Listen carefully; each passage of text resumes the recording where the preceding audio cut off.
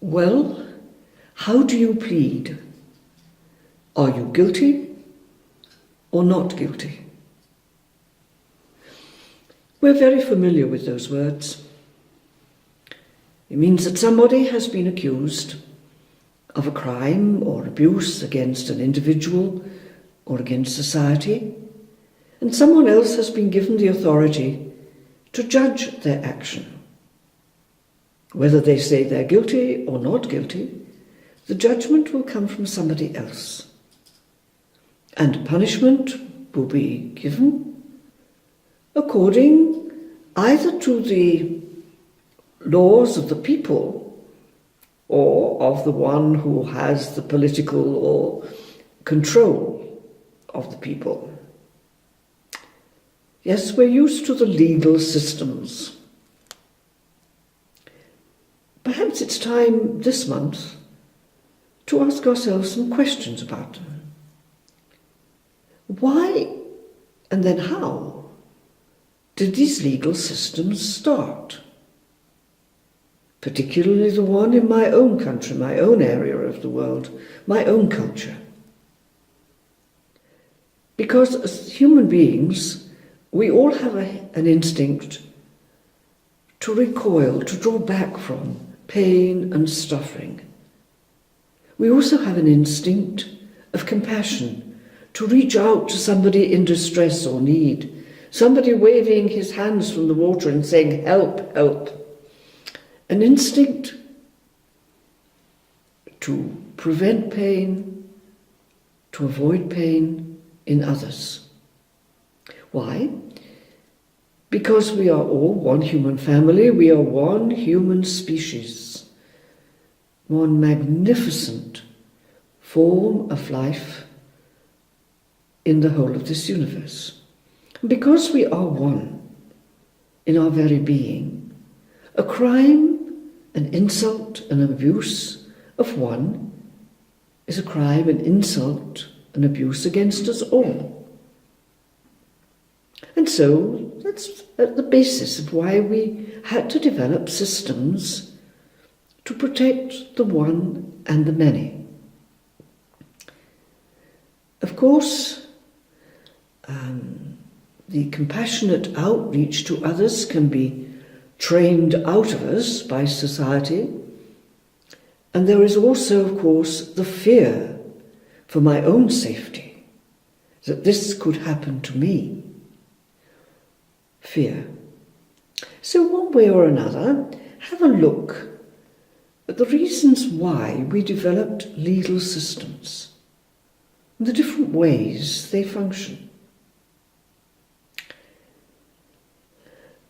We also have an instinct for compassion, of reaching out to the one who needs our help.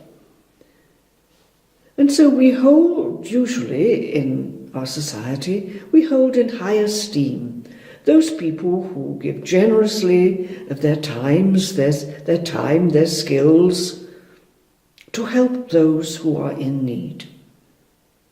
The people who join non-profit associations, non-governmental organizations, who go out to cross borders to be there for the people who are most in need in our human society.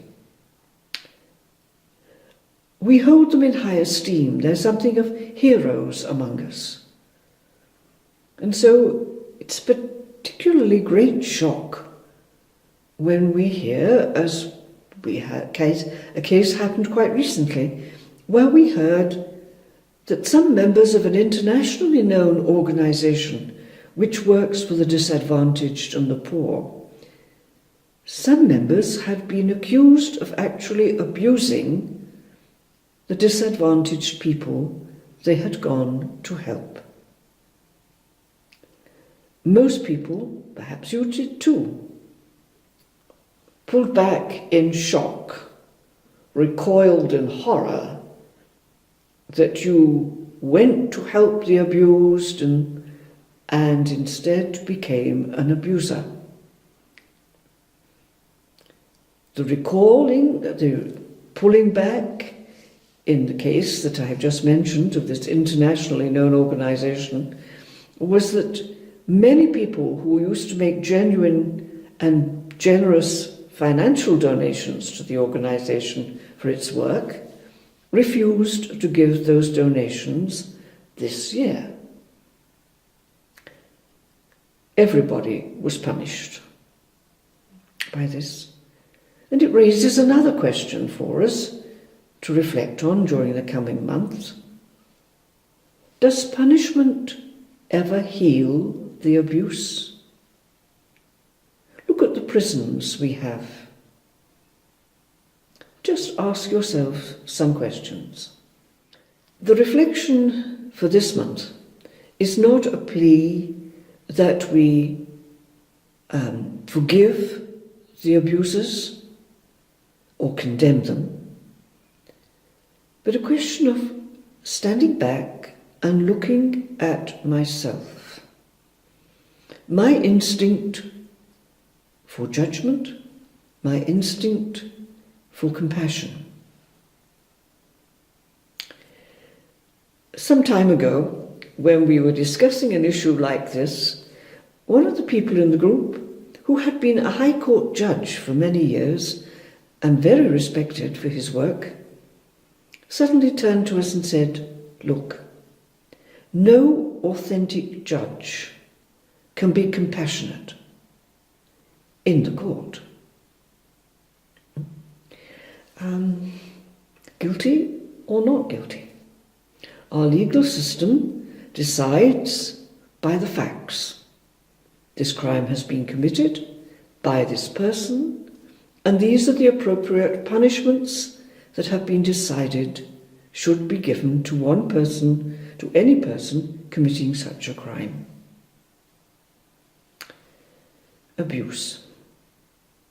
When we think of any abuse of a person, of an individual, of a whole country of people that has happened, what is my first reaction? Guilty? Do I become the judge? Is my reaction one of judgment or of compassion? Or is it a mixture of both? Is it a question of, well, let someone else be responsible for this decision, not me? Talk it out with your friends. Find out really what your position is. And if sometimes it is judgment and condemnation of the abuser, and sometimes it is compassion, what makes the difference for me? It's natural to recoil, to pull back at the sight of suffering and brutality, whether we see it in actuality or we see it in virtual reality on television or in the theatre. A compassionate person is somebody who just simply cannot bear the sight of other people's pain without reaching out to help the one who is suffering. Compassion is a human instinct. Does anybody enjoy inflicting pain? Well, yes, we know that certain people do. And we consider them insane, mad. We call them psychopaths. People who could really enjoy inflicting pain and suffering on others, or watching somebody else inflict pain or suffering. Then I ask myself, who do I exclude from my compassion? Does the person's nationality, skin colour, religious persuasion, financial situation, political party, do any of those things or anything else sway my decision, prevent my compassionate response? When do I act as the judge, the law enforcer? And when do I act as the healer? Reach out with a heart of compassion. And to whom?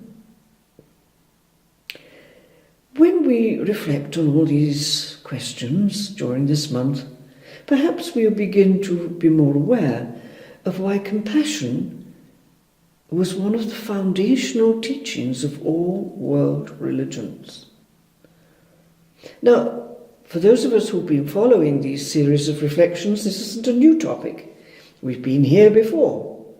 But this time, surely we can sink more deeply into our experience. Fundamentally, human beings are loving and caring by nature. Look at a mother with a small infant, or a son or daughter caring for an old and incapacitated parent.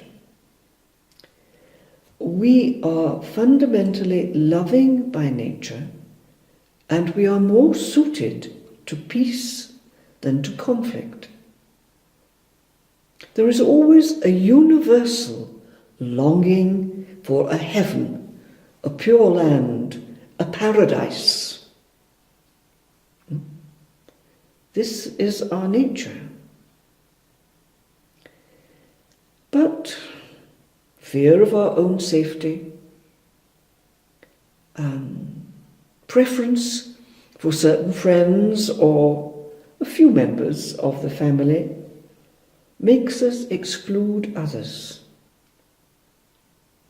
Our compassion becomes limited.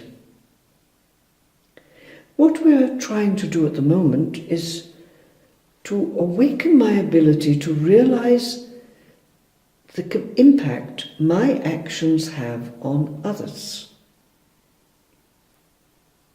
My actions, my ability to cause pain, my ability to reach out and support someone in pain, myself. Wake up to that question. Am I accusing the other? Justly or not?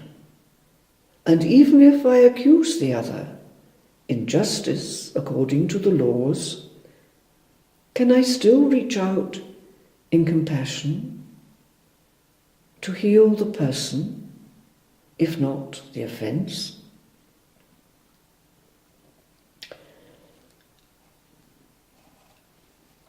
Judge not, and you will not be judged. In the Christian tradition, we're all very aware of that phrase. This month, the questions to go are really buried in the reflection we've just had. Every single day, all around the world, someone or groups of people are being judged or helped. And me, what do I do when I hear about this?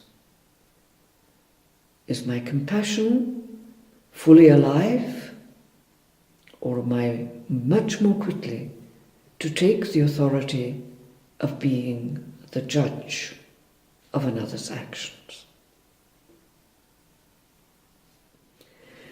Okay, our questions to go. Well, many of them have already been expressed in our first reflection. But let's ask them again. How did the legal system, the judicial system in my country arise, and how does it work now? Do I really know? Then I might like to look at some of the situations in our contemporary society which are calling out for judgment and compassion. One here, for example, the tears and the hopelessness in the eyes of a young child, where life should still just be becoming exciting, and hands reaching through barbed wires, reaching for freedom, for hope, for just the chance to live, and to live well. Those are situations in our world today that we're very familiar with. And how do we respond? Who is guilty? Am I guilty? Can I also be compassionate? And how? My reaction to abuse, judgment or compassion, and why? So the next question is quite simply, whom do I exclude from my compassion? Where do I draw the barriers? As we mentioned, nationality. What right have they to come into my country? Nationality, skin colour, religious ideals, the political system. Many, many questions in this topic. Start with one, but remember you're looking at your own compassion, your own judgment, how you judge others.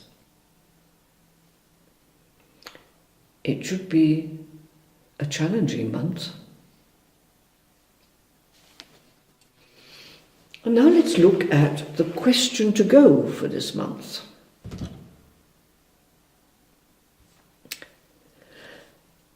This is quite simple. Watching the television world news or reading the headlines in the newspapers each day, after I have done that, listened or read, before getting up and throwing the newspaper away or switching off the television or turning it to another program, it's easy to do.